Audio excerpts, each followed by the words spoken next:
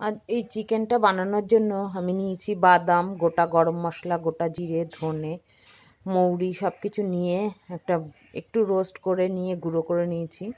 আর কড়াইতে পেঁয়াজ, রসুন, আদা সব কিছু একটু লাল লাল করে ভাজবো। টমেটো দিয়েছি, টমেটোটা একটু নরম হওয়া পর্যন্ত একটু ভেজে নেব। এটা ভেজে নিয়ে একটা পেস্ট বানিয়ে নেব।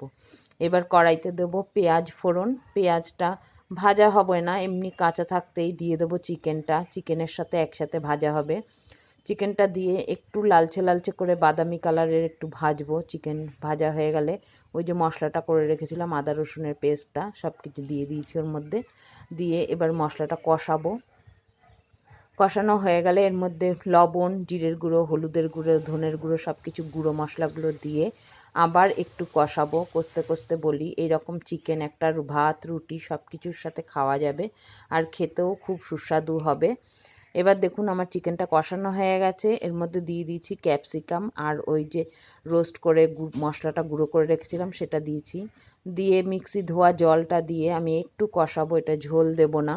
এবার নামিয়ে নিয়েছি বাদামি চিকেন।